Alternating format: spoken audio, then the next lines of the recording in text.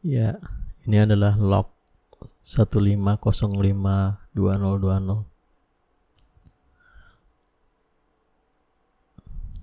dan kita mulai. Baik, untuk renungan kali ini mungkin kedepannya akan memperbaiki bagaimana susunan kalimat yang akan dipergunakan. Setelah saya mendengar dari 2 rekaman sebelumnya, kebanyakan saya mengucapkan kata jadi dan adalah. Mungkin ke depan akan menggunakan kata yang lebih efektif untuk menggantikan maksud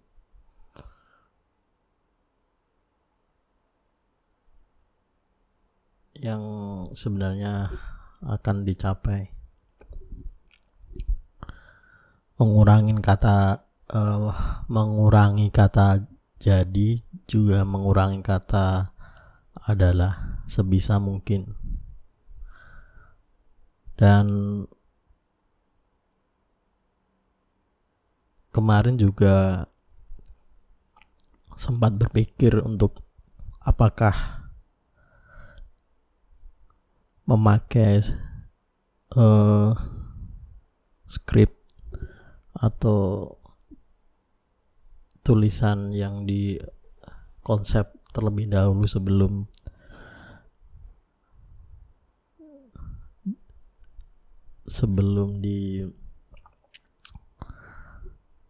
dibaca, atau maksud saya apakah menggunakan teks atau langsung seperti ini. Karena sekarang ini saya tidak menggunakan teks apapun, jadi langsung berbicara.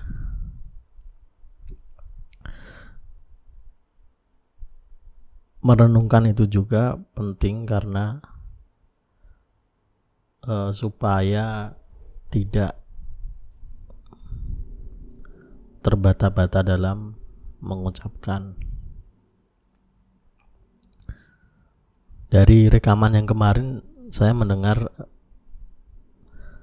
penggunaan kata jadi dan adalah dikarenakan saya tidak mengonsep teksnya. Langsung saja direkam dan langsung satu kali rekaman disimpan filenya. Jadi seperti ini saya menggunakan kata jadi lagi. Ini sebenarnya harus saya hindari supaya artikulasi, supaya sesuatu yang mau saya sampaikan lebih jelas lagi. Jadi pertimbangannya ketika menggunakan teks itu lebih terkonsep dan lebih tertata rapi ya. Menghindari penggunaan kata yang mubazir. Juga menghindari jeda yang selalu saya gunakan. Jadi terkesan terbata-bata seperti yang baru saja saya ucapkan. Tetapi tanpa menggunakan teks bisa merangsang atau melatih bagaimana berbicara secara instan, secara langsung, tetap dengan tetap menghasilkan pembicaraan yang tertata. tanpa menggunakan teks. Jadi sebenarnya ada barusan saya menggunakan jadi lagi. Sebenarnya ada pros dan cons-nya, ada kelebihan dan kekurangan masing-masing. Jika pakai teks, apa yang saya sampaikan lebih terkonsep dan jelas, namun mungkin akan membutuhkan waktu yang lama sebelum teks itu dibaca dan saat rekaman juga, dan mungkin melatih penulisan skrip di balik rekaman. Di sisi lainnya, ketika menggunakan langsung merekam langsung tanpa menggunakan teks, itu melatih berpikir dan menggunakan kata-kata yang efektif dan efisien secara real time, secara langsung saat itu juga. Jadi memang ada kelebihan kekurangan masing-masing. Tetapi mungkin kedepannya saya menggunakan keduanya ya. Mungkin saya menggunakan teks tetapi hanya garis besarnya saja. Lalu saya ucapkan, saya presentasikan menggunakan streaming data langsung dari otak. Jadi untuk melatih juga sebenarnya. Oke, untuk renungan mungkin cukup sampai sini. Jadi untuk kepingan ini berisi renungan dan nanti ada kepingan lagi tambahan. Karena ini sifatnya adalah append only. Jadi hanya ditambahkan. Sebisa mungkin harus merekam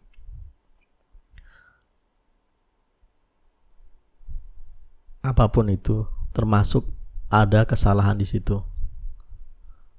Jadi supaya untuk retrospektif juga apa yang saya hasilkan, rekaman yang saya rekam sebelumnya, apakah ada kesalahan atau tidak. Oke, sekian untuk kepingan ini. Dan saya baru menyelesaikan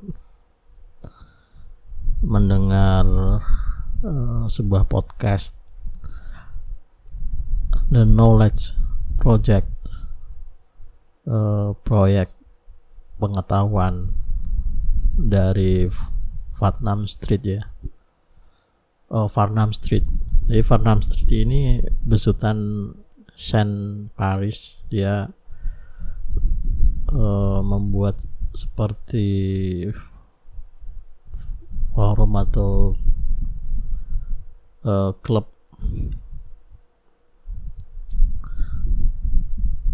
untuk satu komunitas yang memiliki mental model yang hampir sama. Ini sebenarnya klub intelektual. Jadi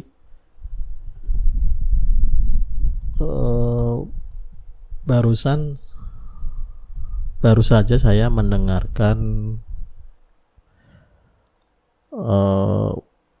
podcast dia dengan Naval Ravikant. Naval Ravikant ini adalah CEO-nya AngelList. Jadi seseorang mungkin bisa dibilang filsuf juga akhir-akhir ini. Walaupun ada yang mengatakan dia adalah seorang charlatan. tetapi pemikiran dia sangat mencerahkan karena dia akhir-akhir ini membaca dari kecil membaca banyak buku, dan akhir-akhir ini dia membuat tweetstorm atau rangkaian tweet tentang pengetahuan yang diperoleh oleh si Naval Ravikant ini juga seorang investor ya, selain CEO Angelis. Dia invest banyak perusahaan termasuk Uber kalau nggak salah. Jadi si Shane Parrish ini mewawancarai Naval Ravikant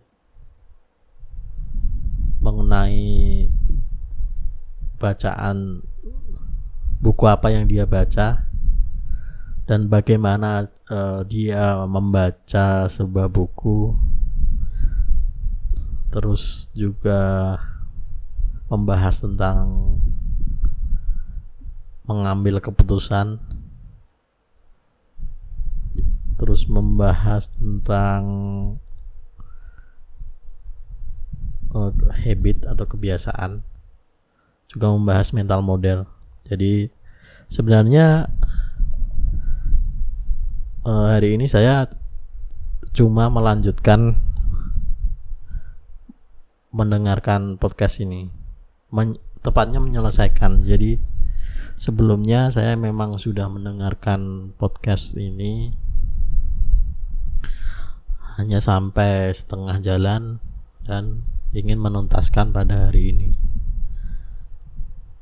Banyak sekali wawasan yang didapat dari diskusi atau wawancara yang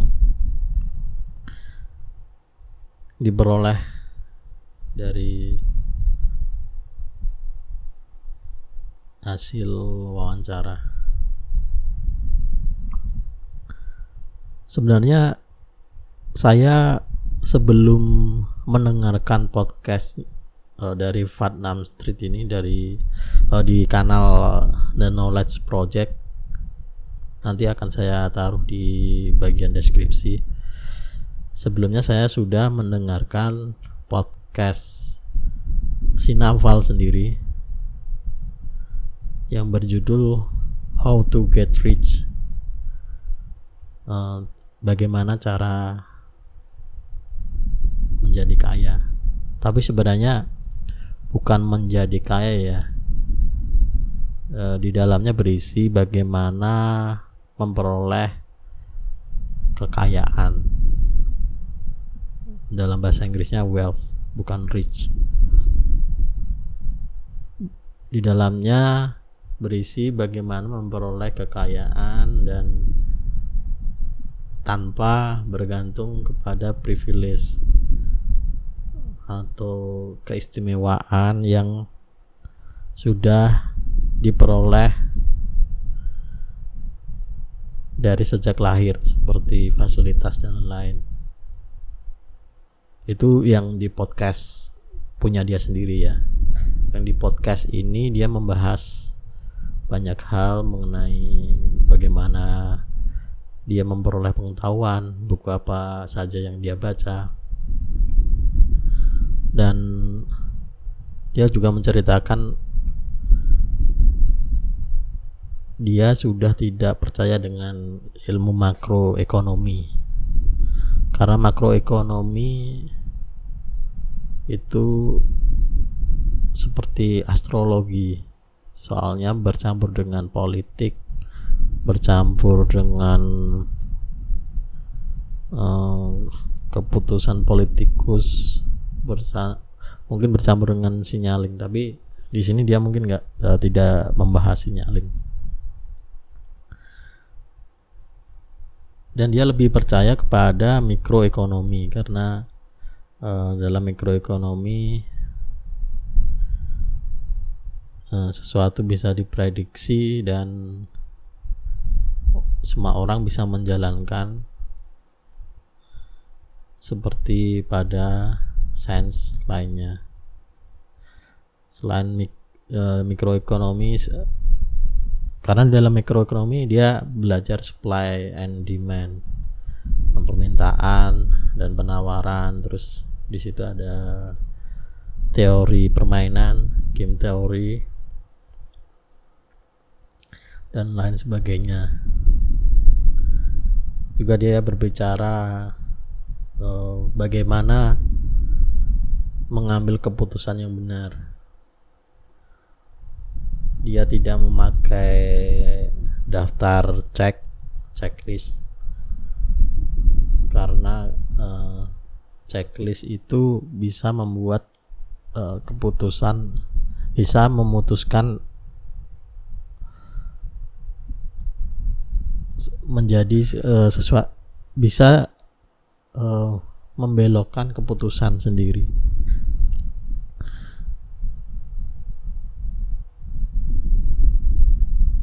Dia juga membahas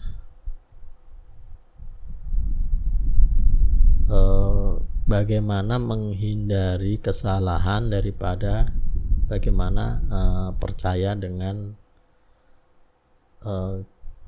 keputusan 100%. Selain itu juga membahas mental model. Dia menyarankan untuk membaca sesuatu yang sangat dasar. Misalnya di dalam pasar bebas, alih-alih membaca buku makroekonomi yang mungkin banyak hipotesisnya, banyak teori yang diajukan, dia menganjurkan untuk membaca Adam Smith, The Wealth of Nation misalnya. Atau dalam biologi, banyak buku sains populer yang membahas mengenai evolusi. Dia menganjurkan untuk membaca bukunya Darwin. Jadi buku asal muasal evolusi seleksi ilmiah ya. Selain itu,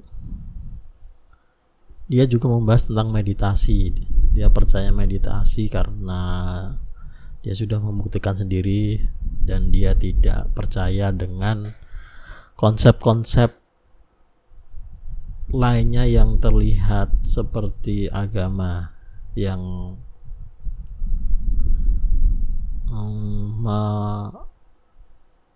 menakut-nakuti,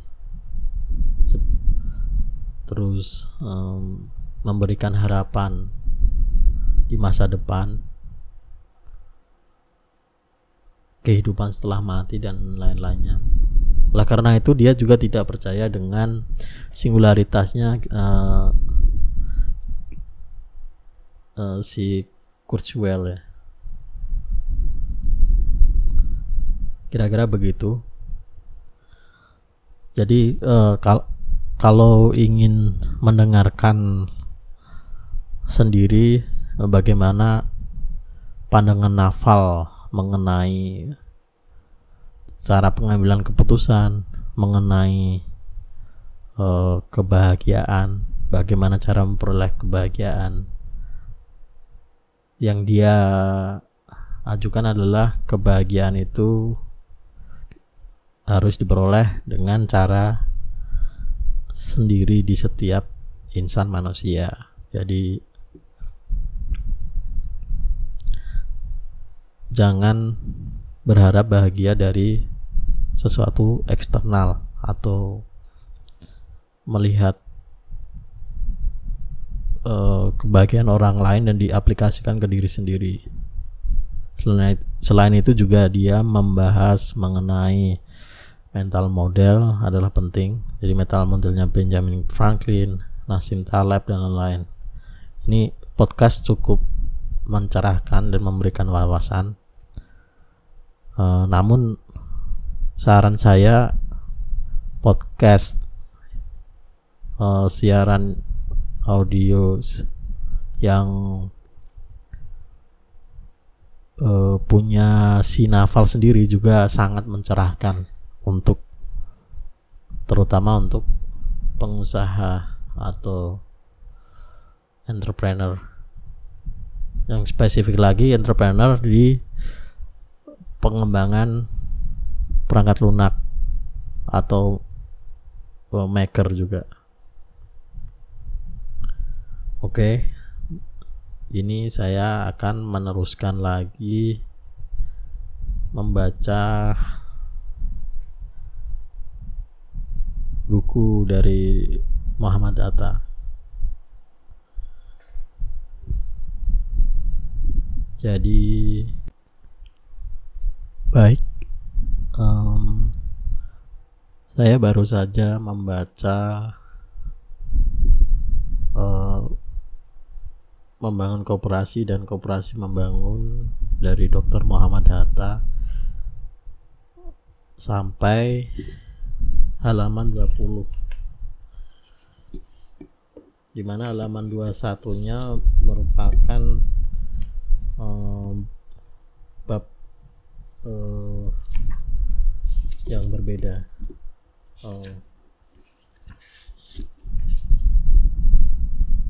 Bukan bab yang berbeda ya, tapi chapter yang berbeda ya.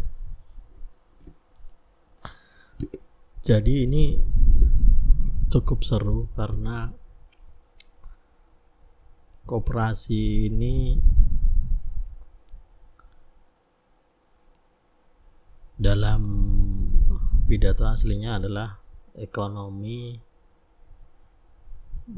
berasaskan kekeluargaan, dengan asas kekeluargaan dan gotong royong. Saya tidak tahu ya dengan konsep mutualisme yang diusung oleh Proudhon, tapi saya juga memiliki ide-ide yang hampir mirip dengan koperasi ini. Ide saya sebenarnya adalah koperasi itu, perusahaan itu harusnya tidak terpusat dan harus kecil-kecil ya, seperti yang ada di Silicon Valley. Tapi karena Silicon Valley ini biasanya berfokus pada perangkat lunak, mereka industrinya adalah karena teknologi ya, teknologi terutama, bukan cuma perangkat lunak, tetapi mereka fokus kepada teknologi, dan di sana banyak sekali perusahaan-perusahaan baru. Juga ada venture capitalist untuk investasinya dan lain-lain. Yang sangat seru di sini, Muhammad Hatta mengajak dari demonstrasi ke organisasi. Nah, dia menggambarkan bahwa demonstrasi itu tidak efektif. Juga ketika sebuah buruh menuntut kenaikan upah minimum, itu berarti negara secara perlahan mematikan perusahaan, dan padahal negara juga butuh pendapatan dari perusahaan tersebut. Jadi kenaikan upah minimum itu menyebabkan perusahaan tidak bisa bayar, dia mengurangi banyak buruh, dan karena si perusahaan ini sebenarnya dengan mengurangi banyak buruh, dia ingin tetap mencapai keuntungan yang maksimal. Dan benar juga, misalnya negara tidak bisa memaksa seseorang atau pemilik perusahaan untuk tidak mengambil keuntungan maksimal. Jadi karena kenaikan upah minimum, maka perusahaan memberhentikan banyak pekerjanya dan mengambil yang paling produktif, sehingga nilai yang dihasilkan tetap mencetak keuntungan, tetapi dalam waktu panjang perusahaan ini bisa saja bangkrut dan tidak mencetak keuntungan yang disebabkan oleh kenaikan upah minimum yang didorong oleh atau dipaksa oleh organisasi buruh supaya kenaikan upah minimum akan terjadi setiap tahun. Lalu apa solusinya supaya tidak begitu, dan supaya tidak terjadi perusahaan-perusahaan ini keluar dari sebuah negara? Solusinya adalah dengan koperasi. Jadi koperasi ini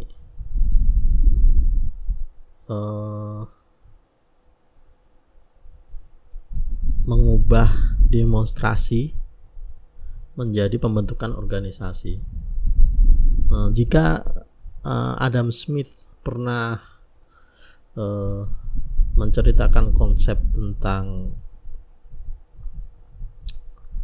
pemisahan dari buruh atau division of labor, mungkin konsep seperti itu bisa diterapkan di koperasi. Alih-alih pemisahan buruh terhadap spesialisasinya, jadi buruh ini nantinya mempunyai perusahaan sendiri. Buruh yang serupa mempunyai perusahaan sendiri di dalam masyarakat dalam bentuk koperasi. Sebenarnya agak miris juga ya, koperasi di Indonesia itu identik dengan simpan pinjam, dan orang menganggap koperasi itu hanya untuk berhutang.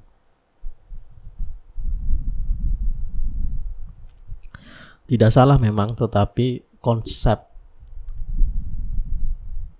yang sebenarnya adalah demokrasi ekonomi. Seperti yang Bung Hatta bilang, Indonesia telah mencapai demokrasi politik dengan sistem voting, tetapi belum mencapai demokrasi ekonomi. Jadi bayangan saya sebenarnya koperasi ini sangat tepat dengan ide saya, yaitu dalam ide saya setiap desa atau mungkin setiap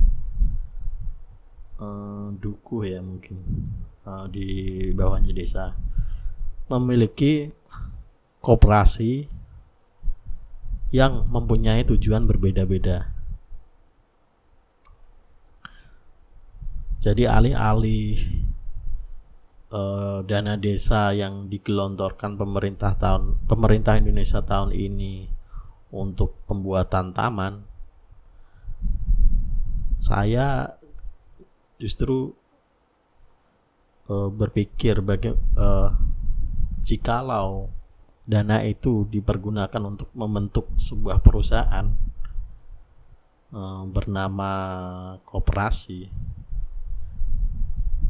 dalam bentuk koperasi, bukan bernama koperasi ya, dalam bentuk koperasi, mungkin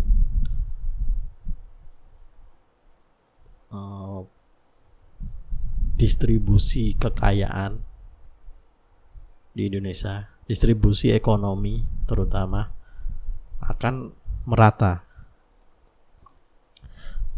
Dan sistem berbagi hasil di koperasi ini sebenarnya ya di Silicon Valley pun diterapkan ya, dalam bentuk opsi saham. Jadi pegawai pertama, pegawai kesekian itu mendapatkan share atau saham sebesar X, dan terutama dia biasanya selain dalam pengukuran waktu juga dalam pengukuran performance. Semakin dia berkontribusi, semakin dia mendapatkan share atau saham. Dan sistem koperasi harusnya seperti itu. Jadi di dalam koperasi pembagian sahamnya juga adil. Jadi seorang manajer, seorang eksekutif dalam koperasi mendapatkan saham yang mungkin lebih dari seorang pegawai biasa yang performanya mungkin atau dia menciptakan nilai yang kurang, tapi tetap adil. Jadi bukan berdasarkan kedudukan, tetapi berdasarkan nilai apa yang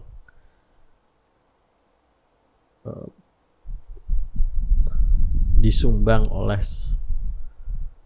seorang pemilik koperasi.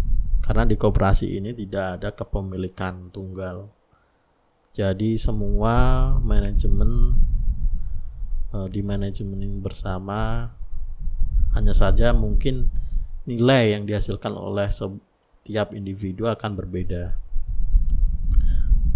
Saya membayangkan bahwa setiap desa memiliki paling tidak satu koperasi spesialisasi. Jadi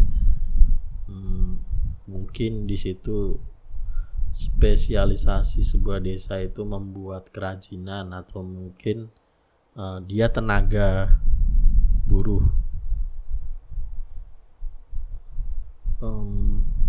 Perusahaan mungkin bisa bekerja sama dengan koperasi ini. Alih-alih dia menyerap tenaga kerja langsung ke dalam perusahaannya, masuk ke dalam perusahaannya, perusahaan bisa bekerja sama dengan outsource ke dalam koperasi ini di tiap-tiap daerah. Jadi perusahaan yang ada di daerah tertentu bisa menyerap lapangan kerja sebanyak-banyaknya dari daerah tersebut, bukan dari daerah luar, karena mobilisasi, transportasi juga memakan biaya yang tidak banyak. Selain koperasi spesialisasi yang ada dalam ide saya adalah koperasi untuk distribusi. Jadi alih-alih kita bergantung pada seperti JNE ya, seperti kurir. Saya tidak akan menyebut merek di sini, maaf.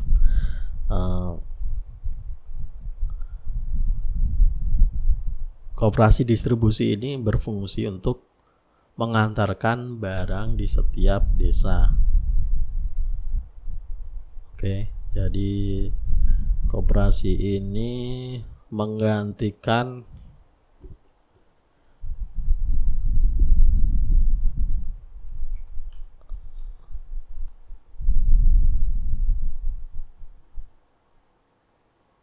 ekspedisi atau logistik.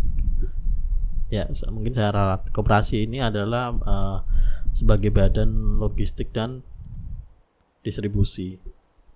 Jadi selain ada koperasi untuk spesialisasi tadi, ada koperasi untuk distribusi, dan ada juga koperasi yang mungkin bergerak di bidang investasi. ini berarti bahwa koperasi ini yang menerima investasi untuk koperasi lainnya di desa tersebut. Ya sebagai sebuah venture capital ya. Selain mungkin juga masih ada koperasi simpan pinjam, tetapi alangkah baiknya koperasi ini untuk investasi, karena koperasi simpan pinjam yang ada sekarang itu kebanyakan dipergunakan untuk hal-hal konsumtif oleh masyarakat.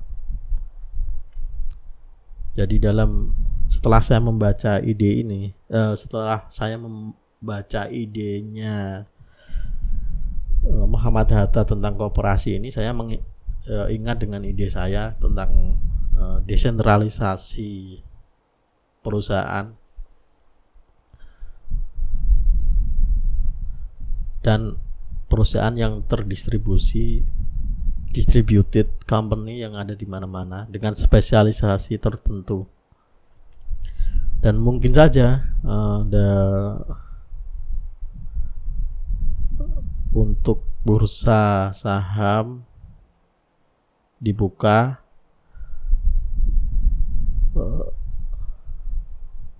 supaya koperasi-koperasi tersebut bisa diinvestasi, bisa memiliki investor retail dari masyarakat. Jadi mungkin sistem atau framework atau kerangka kerja ya, atau mungkin sistemnya ya, desain sistem dari koperasi ini mungkin perlu diperbaiki ya. Padahal sebenarnya seperti self manage itu di dalam perusahaan modern, khususnya karena saya berkiblat di Silicon Valley, mereka kebanyakan juga self manage. Tiap-tiap tim dalam pengembangan software atau pengembangan teknologi tersebut biasanya self manage dan bukan top down ya, bukan seperti air terjun. Jadi biasanya kalau untuk sistem air terjun itu untuk sistem korporat atau enterprise. Maka dari itu seperti metodologi Scrum pun dia menerapkan untuk memanajeri project dia sendiri, project dalam sebuah tim. Seperti mungkin dalam buku desain sprint juga yang untuk membuat sebuah produk itu juga self manage. Plus opsi saham yang ditawarkan di startup Silicon Valley itu ternyata seperti konsep dalam koperasi. Jadi mungkin kalau di koperasi itu konsepnya seperti dividen, saham yang dibagi karena hasil usaha. Tapi saya belum membaca penuh buku ini ya, hanya sampai bagian 1 dan hanya sampai ke tahap, saya tadi lupa seksinya apa ya, membangun koperasi dan koperasi membangun, bagian 1 seksi 1 ya, kepingan 1. Jadi belum membaca renungan hari koperasi kedua, koperasi jembatan ke demokrasi ekonomi, belum saya baca semua. Hanya saja saya memiliki konsep yang hampir sama dengan koperasi yang didengungkan oleh Bung Hatta ini. Jadi sebaiknya perusahaan itu desentral, membagi ekonominya ke dalam unit-unit paling kecil. Dan koperasi ini karena dia berdasarkan asas kekeluargaan dan gotong royong, koperasi ini cocok untuk konsep desentralisasi saya itu.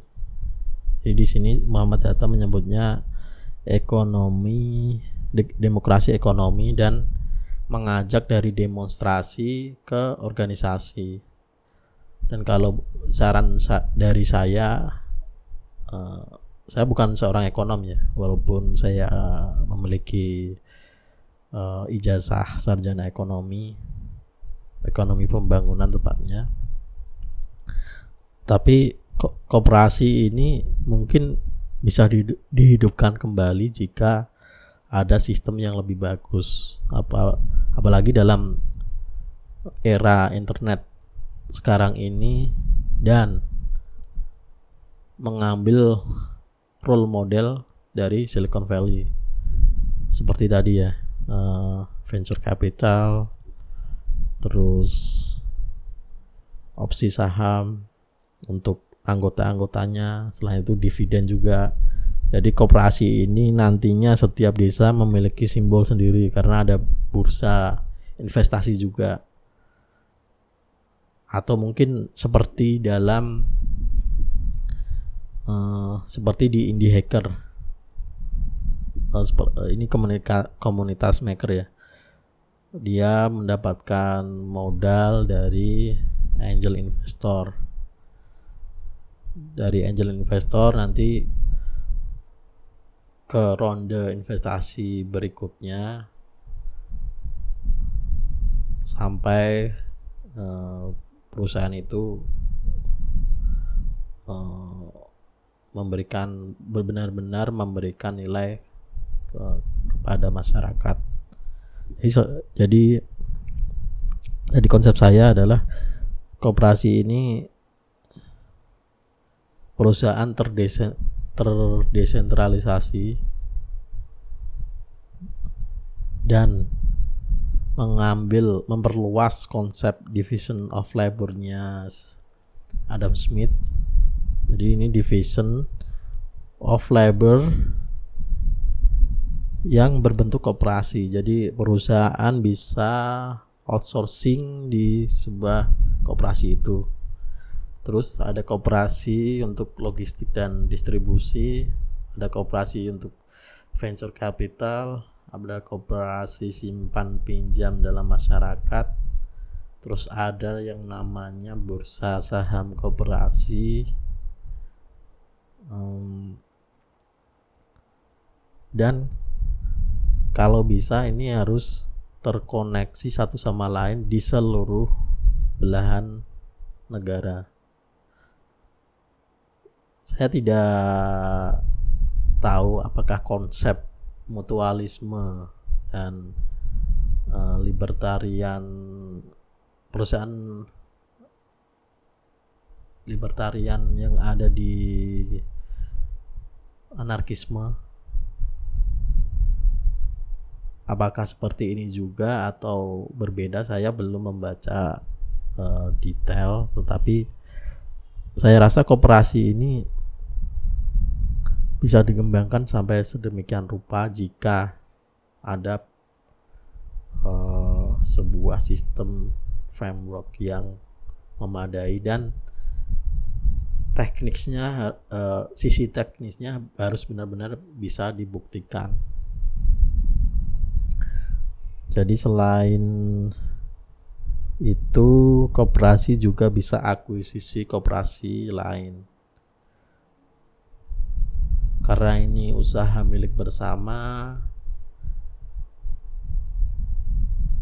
harus seperti perseroan terbatas. Semua data harus diterbitkan dan semua masyarakat bisa mengetahuinya. Jadi di dalam koperasi itu juga nanti bisa menyumbang ekonomi di dalam sebuah desa. Selain itu juga ada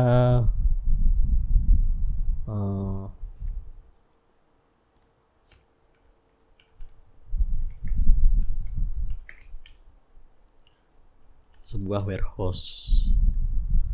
Kalau tidak salah Bung Hatta menyebutnya lumbung untuk pertanian. Tapi masalahnya adalah setiap desa mungkin saja produk andalannya adalah pertanian, bisa saja perikanan, bisa saja perkebunan. Ini adalah opsional. Jadi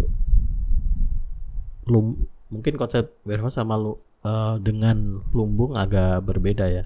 Tapi ini gudang penyimpanan ini untuk daya tahan masyarakat.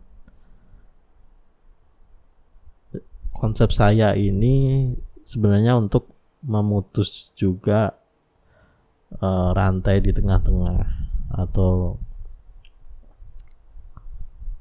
biasanya kendala masyarakat itu ada di tengah, memutus middleman. Jika sebuah sistem koperasi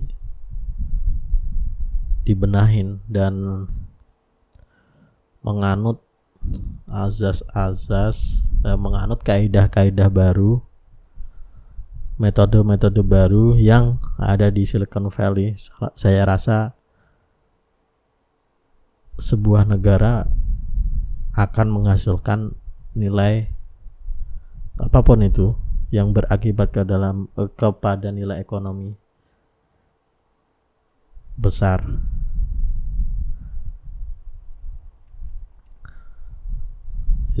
Sebuah koperasi ini karena terintegrasi, terhubung, terkoneksi dari koperasi ke koperasi lainnya, ini seperti unit perusahaan. Jadi seperti bagian perusahaan, satu bagian divisi perusahaan itu dijadikan satu koperasi sendiri di setiap daerah, dan itu setiap desa mungkin akan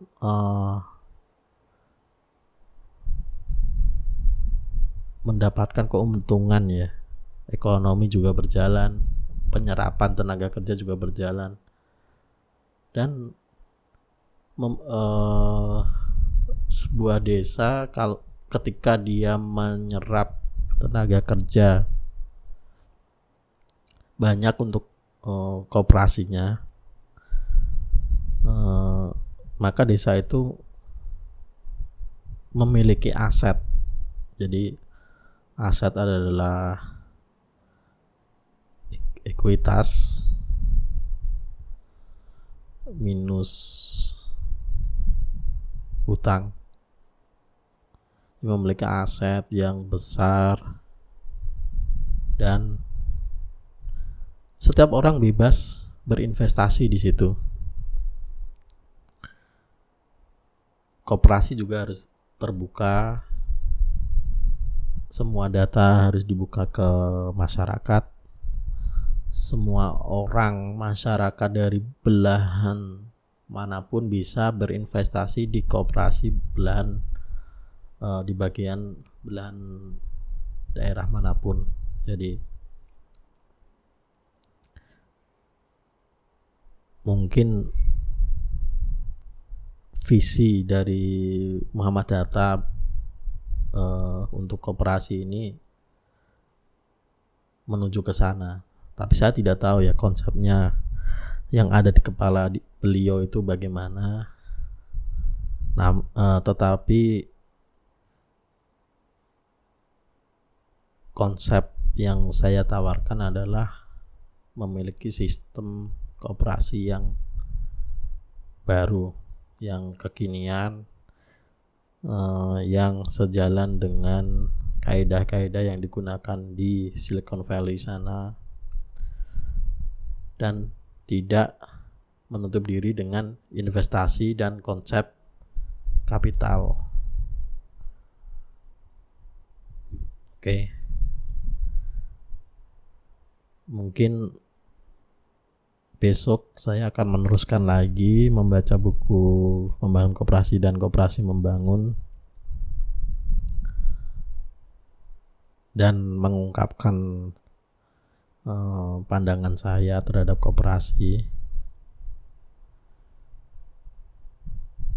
Jadi Saya sendiri juga belum membaca penuh konsep mutualismenya Proudhon.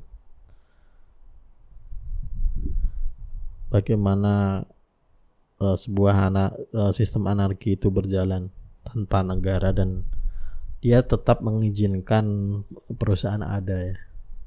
Karena koperasi sendiri ini adalah sebenarnya perusahaan dengan unit dengan ukuran sangat kecil dan dimiliki bersama, dan sangat cocok untuk sistem di Indonesia. Jadi alih-alih dana desa dipergunakan untuk taman, usaha yang mungkin di sana juga ada koperasi, tetapi konsepnya tidak terintegrasi, tidak memenuhi kaidah-kaidah investasi venture capital yang ada sekarang, tidak berkiblat di Silicon Valley. Meskipun koperasi tersebut tidak bukan menghasilkan produk teknologi, tetapi kaidah-kaidah berbisnis, berinvestasi, kaidah-kaidah bagaimana pekerja itu seharusnya bersikap, karena koperasi ini semuanya dimiliki oleh pekerja.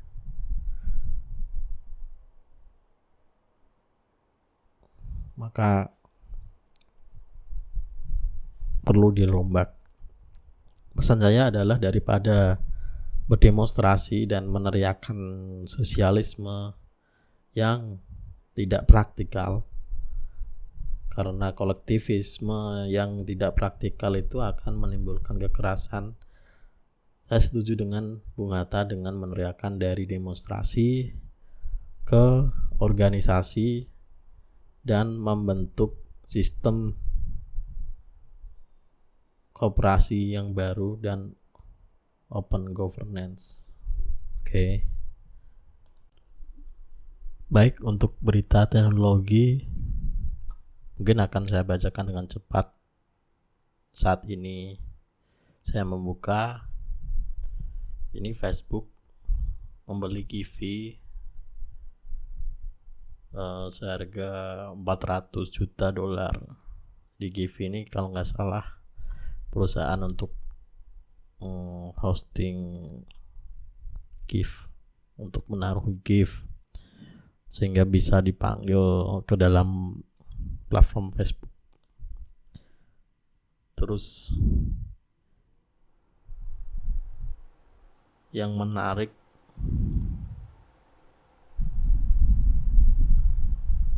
di sini selain itu adalah karena saya seperti di log sebelumnya ya, saya mengambil menyerap berita dari Hacker News, Y Combinator. Yang kedua adalah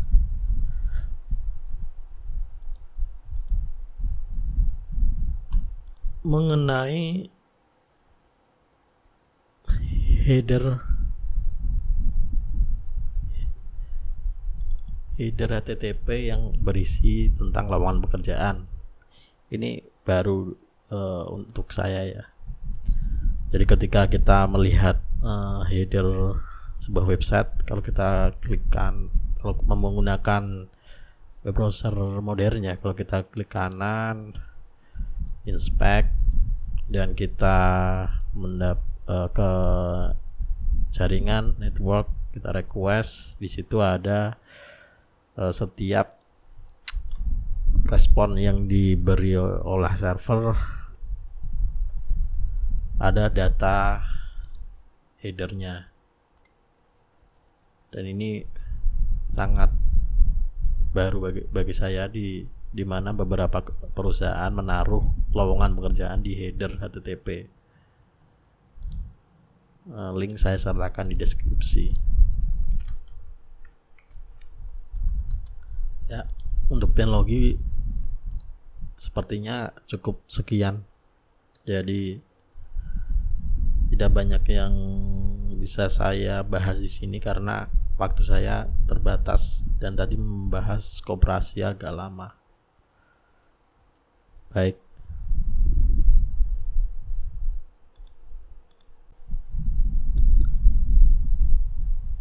Sekian rekaman log untuk 15.05.2020. Saya ralat 15.05.2020. Mungkin besok ada beberapa renungan terkait cara penyampaian saya di dalam rekaman ini, dan itu sangat membuat saya bahagia ya, karena dapat meningkatkan bagaimana saya berbicara, bagaimana saya memilih sebuah kata yang efektif untuk menyampaikan gagasan dari otak saya melalui mulut saya, supaya pada nantinya akan menjadikan saya manusia yang lebih baik dalam berkomunikasi dan menyampaikan sesuatu